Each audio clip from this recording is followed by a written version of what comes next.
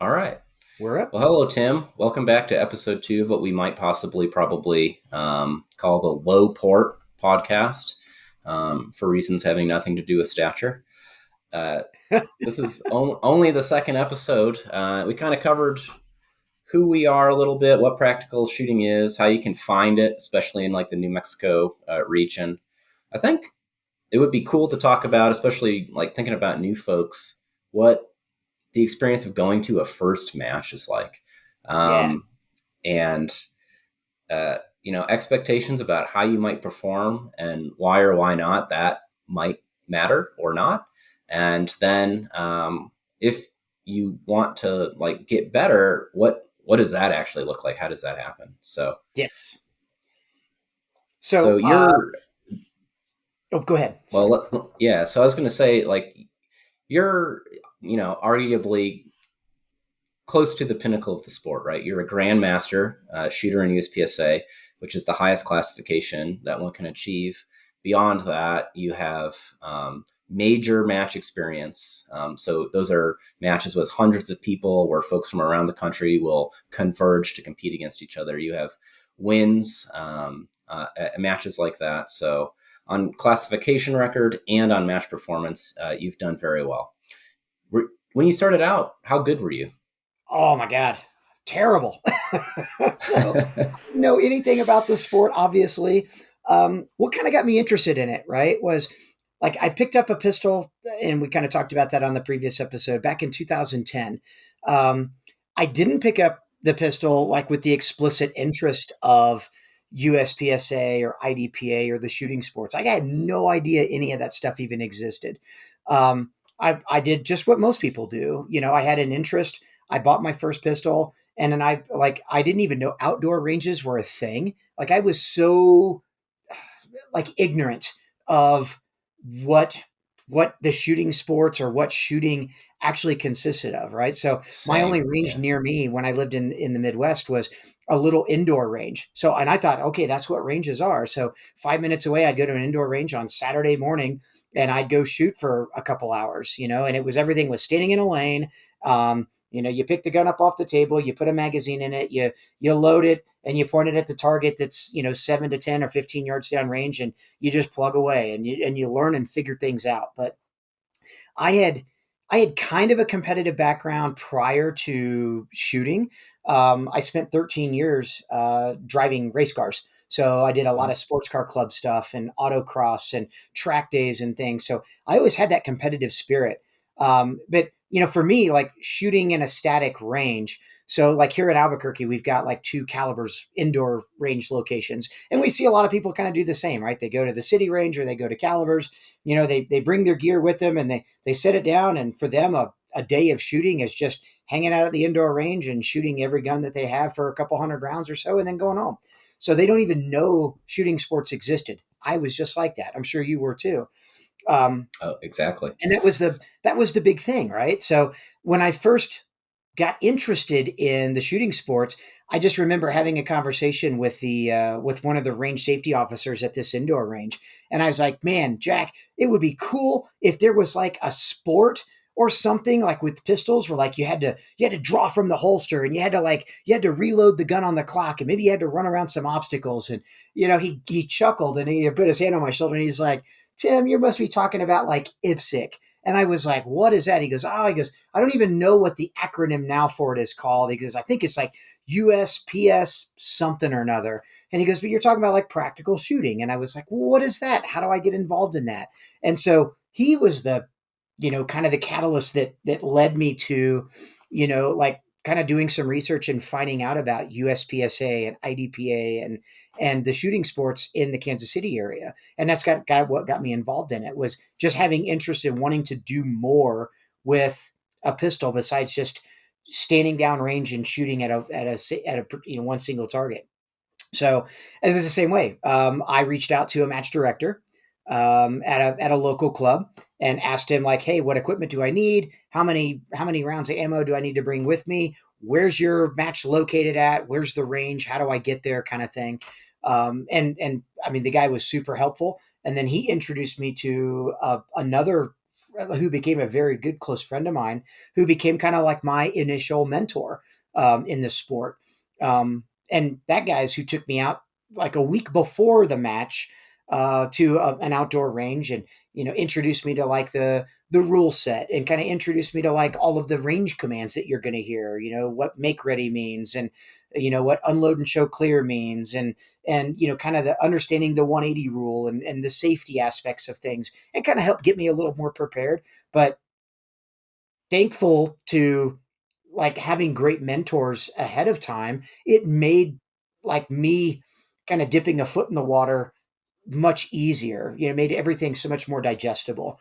But yeah, I mean, when I showed up to my very first match, I had no idea what a classifier was, let alone an entire 6-stage classifier match was. I just like, okay, they're 6 stages. I'm going to shoot these things. And what do you mean these count for some sort of national score? Like what? And so like right out of the gate, I'd been shooting long enough, and kind of, like on my own well enough to, I classified kind of as a low C class shooter, when I very first started, and from my very first match. Right. But yeah, I mean, I don't want to say I was like terrible, but I was, for all intents and purposes, compared to the level of experience of the shooters around me at the match, I was just like, I had no idea the things that people were doing with pistols were even possible, but it was mind blowing, the skills that people had.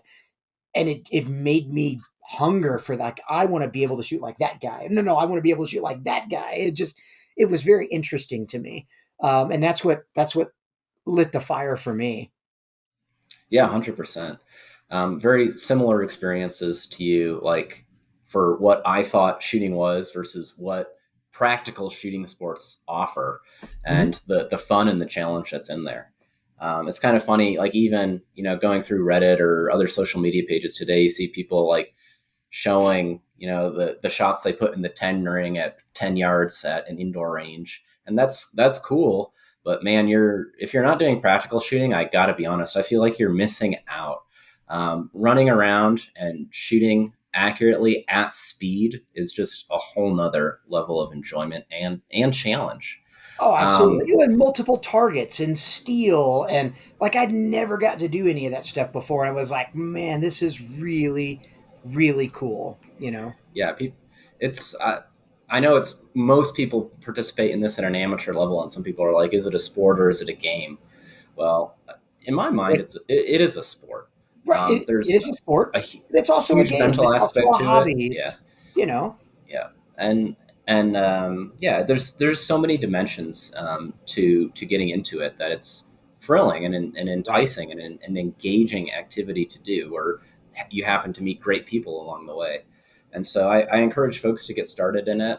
We talked about on the other episode, starting with like a pistol match, a one gun kind of format. So a USPSA or an IDPA match makes a lot of sense. But even if you want to start with two gun, which is usually rifle and pistol, Mhm. in a sport called PCSL, which I think is Practical Shooting Competition League, or three gun, which is generally doesn't have a governing body, but you can just search three gun on Practice Score and find matches. That's fine.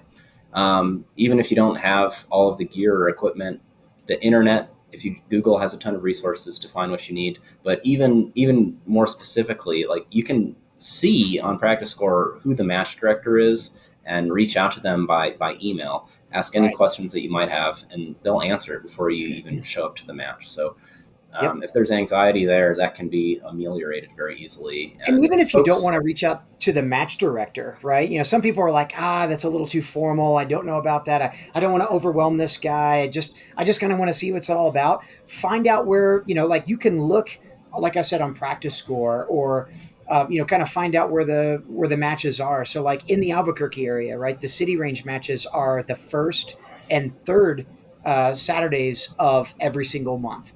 So if you just show up on the first Saturday or the third Saturday of the month, just check your calendar and look on the Saturday. Oh, there's the first and there's the third, and come out to the Albuquerque City Range and just show up and just be where the people are at. We're on the action pistol bays, which are on the west side of the facility there. But I mean, just show up there and just you know be the lost puppy dog and just walk up to somebody and be like, "Hey, I'm here to learn a little bit more about what you guys are doing. I have never, ever in my life, and this I've got a lot of experience from all over the country, but I have never in my life found a better group of folks than what we have here in New Mexico, or what we have here just in the city area, It's that are rare. Yeah. more than willing to, like, oh my God, shake your hand, make an introduction, and come with me. Like, man, they can't wait to tell you about how they got involved or how to get involved, and the minimal equipment you're going to need, and come out and watch this. And did you bring your gear with you? Come out and shoot with us, and and make you feel most welcome too. So And there's no ego or clickiness. Like you could the one the hundred percent, master and grandmaster shooters are going to welcome you just as well as anybody else. And absolutely. don't be. And I would almost counterpoint what you said. I wouldn't be afraid to reach out to the match director. It's not like they're some venerated position. They're offering their time and No, making a lot of effort absolutely. to put the mats on, but they're I know not when I first going did to be that, some. like, you're Yeah, always afraid to call because you're like, I don't really know what my interest is. I don't know about calling this match director guy and how serious he's going to think I am, or And I will say, like, our match directors out here are phenomenal people as well. They want to be able to help. Obviously, their interest is in growing the contingent and growing the sport as well. But I mean, even if you don't feel like making a phone call or sending an email or a text or something like that, just come out. Like yeah. I said, come out to a match and just show up, whether or not you bring your gear or not. No, Just show up, no, and nothing about this is really all that formal. yep, Everybody's just a normal person. Even the match director, no matter where you live exactly. in the country, you call a match director, there's a 50% chance they're going to be an alcoholic drywall hanger. So they're going to be very approachable and stuff like that. So, so, so don't be afraid. Um, but yeah, it's great. So Tim, I think looking back on years of practical shooting and who shows up to matches in the first place, who Mhm. comes back to matches, which is there's a big filter there of there's a big barrier to showing up to your first match, and maybe even arguably a bigger filter and a barrier about who shows up to their second and then third, fourth, fifth match into Right. infinity, right? Um, I think the number one thing that holds people back is their ego Oh, and absolutely. worrying about not doing well. I think that applies to a lot of personalities, but uh, especially like cops and stuff. A lot of they won't even show up because they don't want to like get beat by a dentist. In the USPSA match, which happens regularly. Sure. But anybody, right? Especially like from the masculine perspective, like people have egos and they don't want to get beat. But frankly, even if you're like a gun guy and you grew up around shooting, you're probably going to show up to an IDPA USPSA 3 gun match, and you're going to, frankly, get beat pretty hard by some people. So Well, should and it's people just, be worried a about lot of that? it's Is that a because you don't problem? understand, like, the formalities, right? Or you don't understand the rule set. And then I Yeah, mean, for a lot of people, it sucks to be brand new at something and not be immediately good at it, right? And that's the to me, that's the great part about this, though, is like, no matter how good you are, you can always be better, And for even me and you and some other other folks that we shoot, like, literally every match we can possibly get to, there's a lot of newer shooters are like, man, I wish I was as good as you, and I'm like, hell, I wish I was as good as me too. I mean, I'm always looking to improve my own skills, and there's days that I do really really good, and there's days that I'm like, ah, man, today was a struggle, and it gives me, again, that feedback, and that hunger and desire to want to continually practice and get better as well too. So I'm like, your job is never done, but the goal is to be a little bit better next week than I was the week before, or be a little bit better tomorrow than I was today.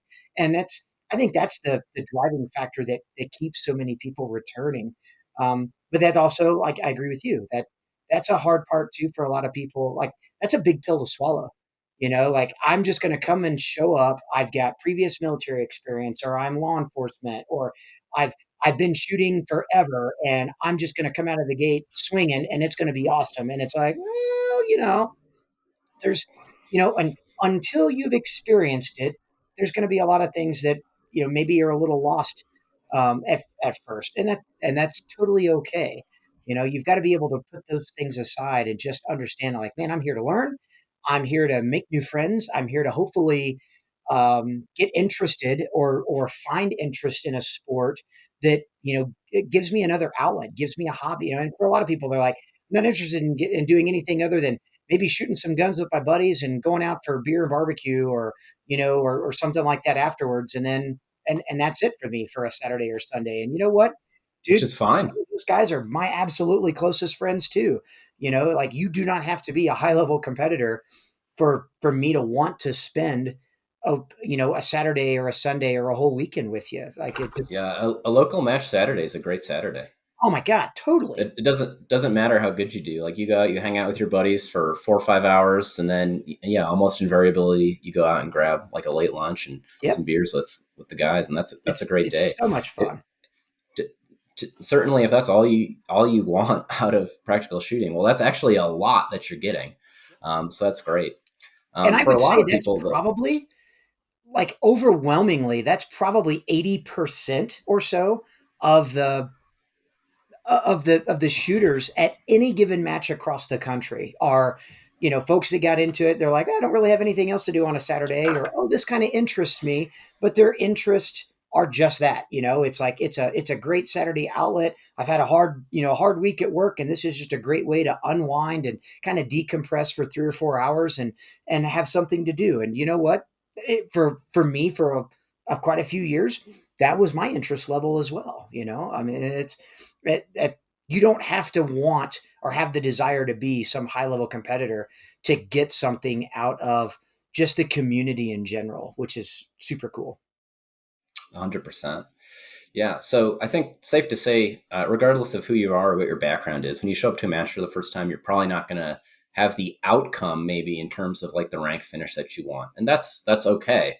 Sure. Um, Probably even if you take it as a hobbyist, or if that first match like lights a fire and you say, I'm going to be a grandmaster in 6 months, I'm going to beat everybody here, blah blah. However you take it, whatever direction you want to go in the sport. Um, it's an open question, I think, of how do you get good at this? And I think there's a lot of different ways people approach that. I think that it's a difficult problem to grok just on your own, coming from nothing. So Sure. fortunately, there's a lot of people who have gotten good and actually offer training services such as yourself.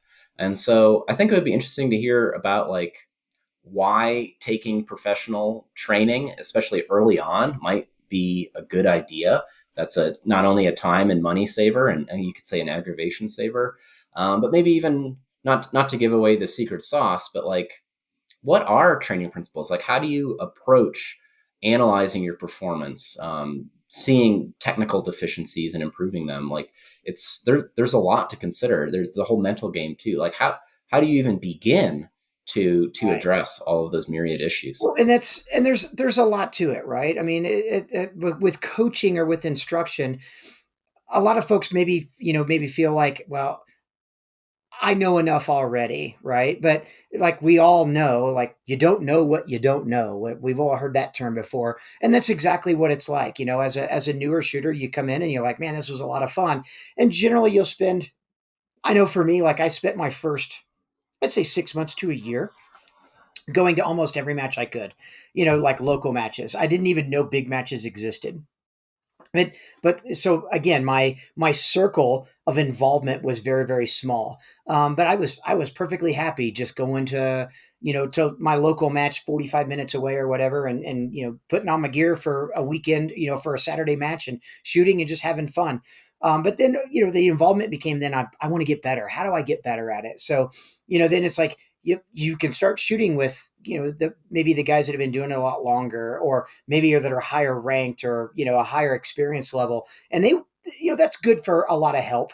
But if your only involvement is maybe the match that you go to, and you don't know that, like, oh, I can become a member at a range and actually work on things in practice, and what's dry fire and what's live fire practice look like and things like that, then like I think about it as like me being a trainer and a coach and instructor is more about like let me open up the roadmap for you more than anything else. It's not like, hey, let me teach you all the things you don't know. I mean, that's part of it, but my biggest desire as a trainer, and this is what I do in a professional capacity. This is how I make my living, is to kind of open up all of the doors of opportunities for what exists out there, whether it's bettering yourself or kind of teaching you what you don't know, or making you more self-aware, like being able to put eyes on you and say, hey, this is where you're losing time. If that's your interest, it's like, how do I get better at this? I still don't understand. Like,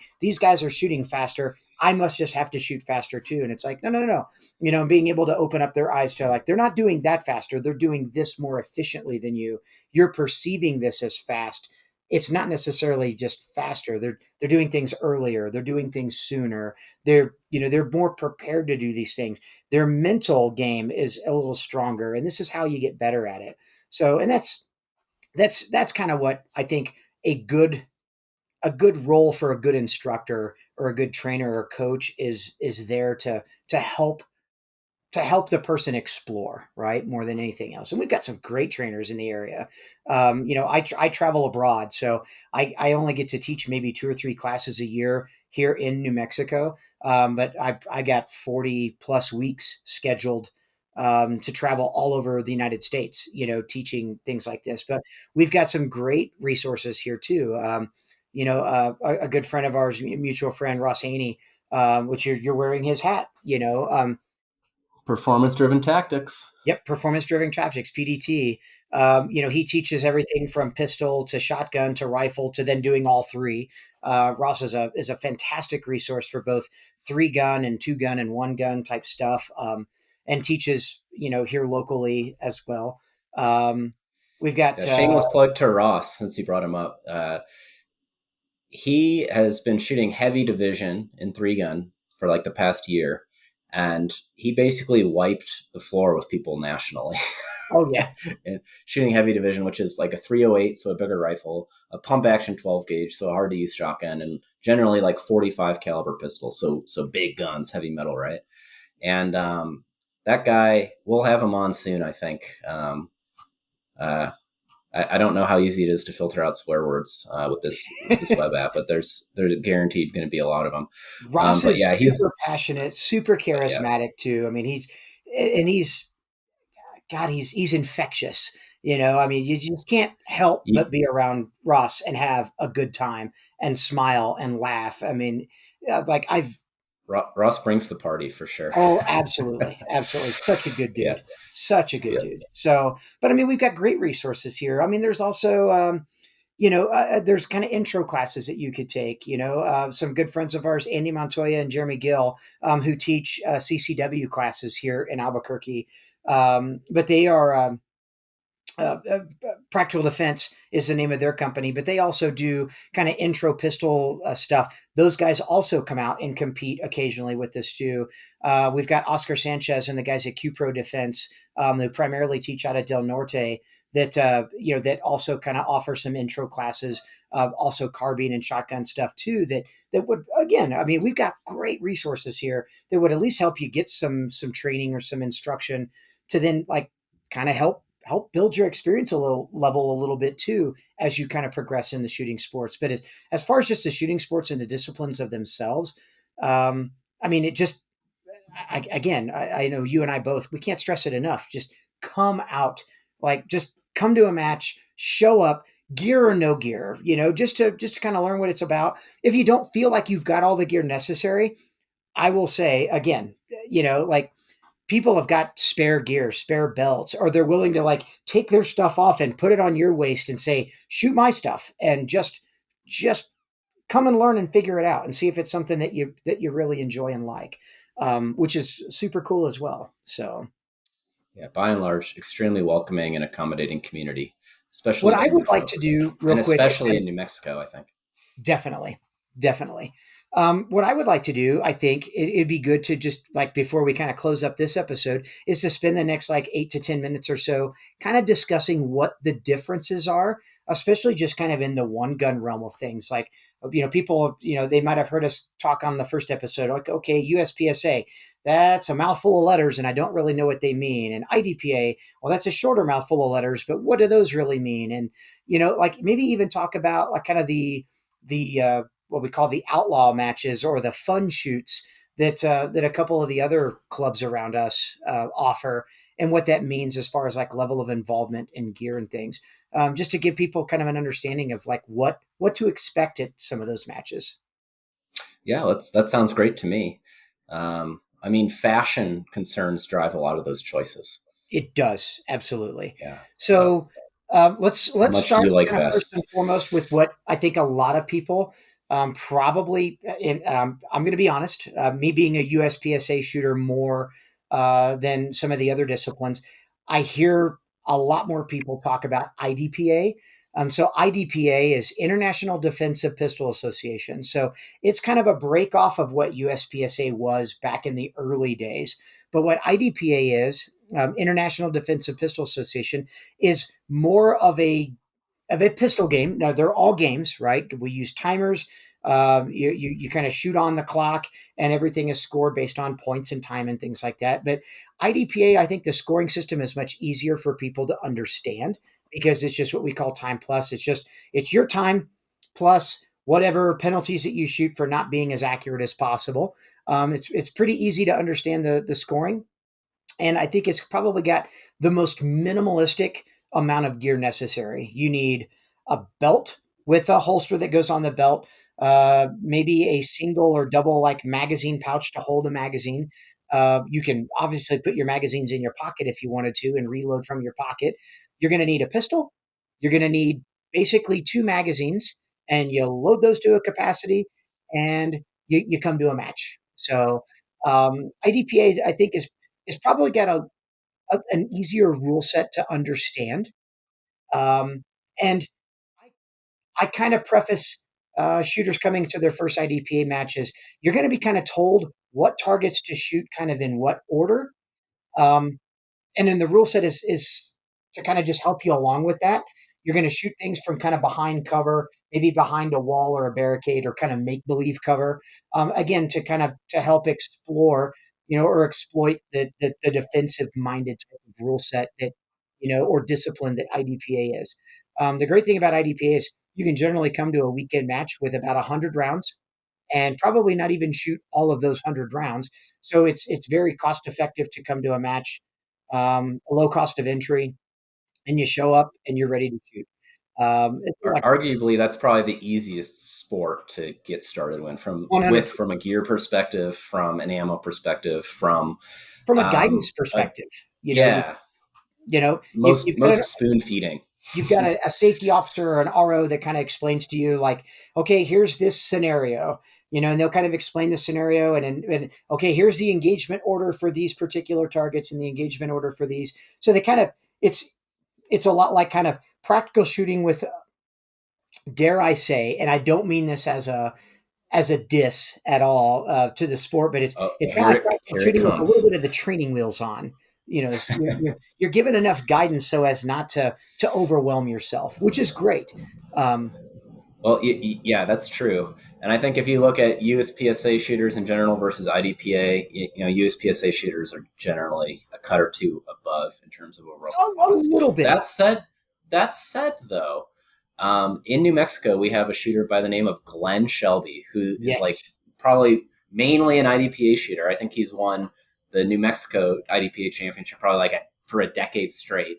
But when that guy goes to USPSA, he absolutely shreds. I've never seen somebody shoot more aggressively, especially with an iron sighted And gun. Glenn is And also a so, distinguished master in IDPA. I mean, he's a multiple time national champion, world champion in IDPA as well. And again, yeah. another just absolutely all around great dude. So Oh yeah, But yeah. so that's IDPA, right? So International Defensive Pistol, you're allowed to draw from like you have to run concealment. So you could like if you're an appendix carrier or a 3 o'clock or 5 or a 9 o'clock kind of inside the waistband holster, you're going to use a little bit more like defensive minded gear. for IDPA. So you can draw from behind a jacket or concealment from a jacket. A lot of guys are kind of that shoot the sport a lot will have like custom made vests made to as their concealment gear. But you can draw from concealment from like appendix. If you're an appendix carrier, things like that. They've opened up the rule set to allow those things. So it's a little more kind of true to your kind of defensive minded mindset, and that's great. So the next kind of discipline is probably the Well, most actually, popular. before you move on, Tim, Sure. so if IDPA sounds cool to you and you're in the New Mexico area, where can you find that? So IDPA, I want to say it's International Defensive Pistol. So if you go to just Google and Google IDPA, the first link that's going to show up is the IDPA. I think it's idpa.com or idpa.org or whatever, like the actual organization's website. And you could click on there. There's a search engine there too. I think you could plug in either your zip code or just the state, like your state of residence, and it'll pull up all the IDPA clubs around you too, which is great. I think that probably the number one most prevalent IDPA club in the state of New Mexico is the Del Norte Club or the Las Lunas Club. The Del Norte Club is run by our good friends Don and Matt Amdor out at Del Norte, and two of probably the most. I know we say this about everybody. They're so welcoming. They're so great. But seriously, two of the greatest people I've ever met. Very welcoming and open to to new shooters and bringing them in and adding them into the fold and getting them started in the right direction too. So, and I don't know how many IDPA matches there are a month out at Del Norte, one or two, I can't remember, but I'm not sure. Full disclosure, I have literally never shot an oh IDPA really? So match. there they are a I lot don't of. own a vest. It's a different. I don't own a vest either. I always just wear a light jacket and just do everything from a light jacket. So or from appendix, and I come out with my carry gun and shoot my backup gun division stuff. But no, that's IDPA in a nutshell. They can also go to practicescore.com. And if you search IDPA or just search New Mexico or Albuquerque area, I'm pretty sure just about all the shooting sports now use practice score in some fashion for scoring, for registration, for everything. So it should pull up IDPA clubs within your area as well. So, but that's the best way to get involved in IDPA. I would say the next discipline of shooting is USPSA, which is what you and I probably have the most experience with. And USPSA stands for United States Practical Shooting Association. So this is the probably the oldest shooting discipline or shooting sport kind of within the practical shooting sports in America. It was started in 1976 and it's kind of become in the U.S. version of like IPSC, like International Practical Shooting Confederation. So USPSA, not to go off on a historical tangent on that, but USPSA is United States Practical Shooting Association. So it's kind of I want to say it's the next kind of cut above IDPA. It's actually what IDPA was kind of branched off of. And so USPSA is very it like the rule set might seem to be a little daunting to new shooters because there's multiple different divisions. Like you come out with your gun, the range officers or the match director might take a look at your gear and be like, okay, you're going to be best suited to shoot this division, right? And so you load up your magazines in USPSA. It's a little higher paced, little faster paced shooting.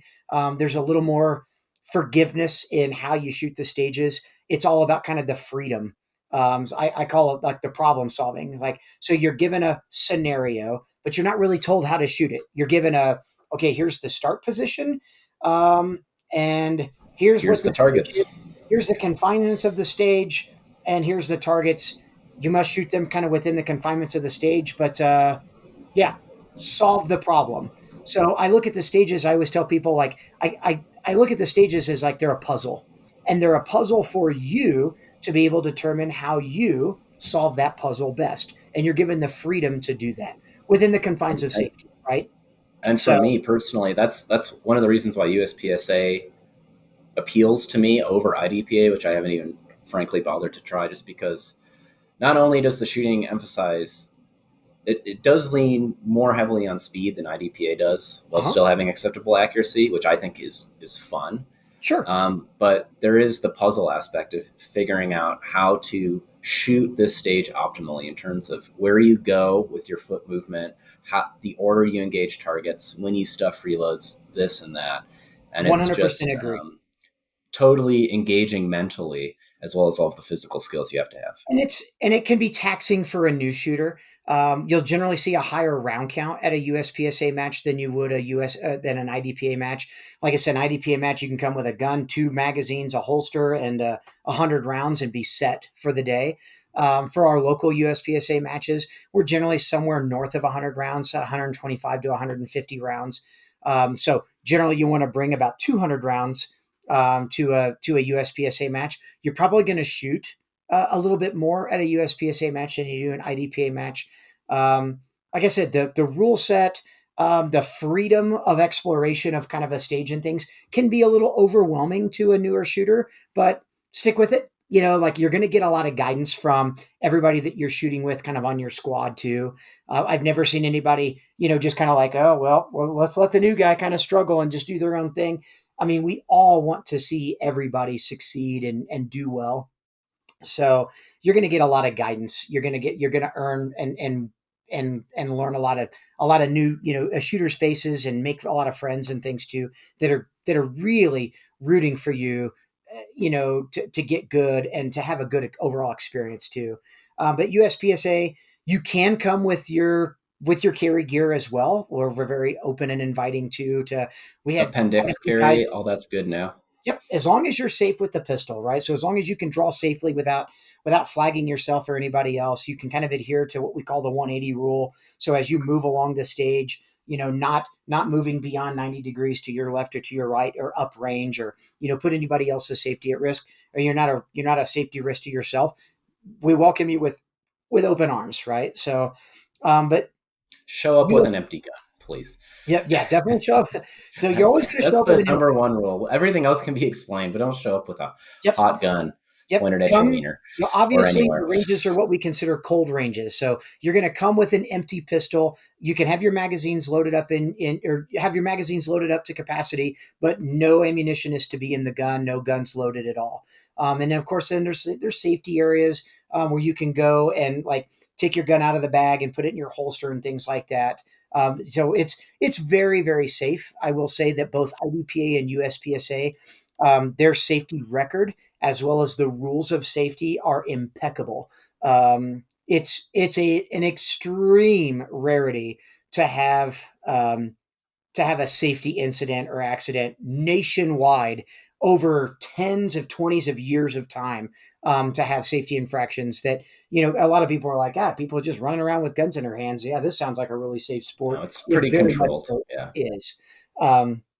We've got impeccable safety records for a reason, and that's because safety is the number one priority. Obviously, fun is the again kind of matched up with that as the number one priority too. So you're going to be safe. You're going to be around a lot of safe people, as well as you're going to have a lot of fun just learning and exploring your skills. And amongst whether it be like that freedom of problem solving that USPSA kind of develops, as well as like IDPA kind of being like, I don't want to say I don't want to take away from IDPA is like that's a yeah, you're not going to have fun on IDPA match. It's just a little easier to understand because you're kind of told how to shoot the stage, whereas USPSA you're given the freedom how to shoot the stage. But I prefer the same way as you. I like the freedom of USPSA. I like the problem solving aspect. Like, okay, what's going to be the most efficient means of shooting this? It doesn't it doesn't curtail the fact that this is also exploring your own your own skill sets and evolving your own skill sets as well. People are like, USPSA is not as good as IDPA because I really care about my defensive skills.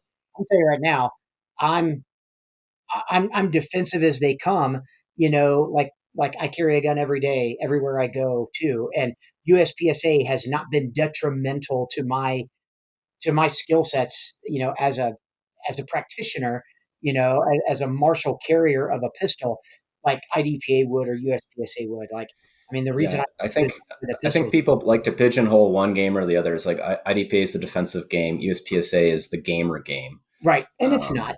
but That's it crosses. Yeah, I like 100. I carry occasionally.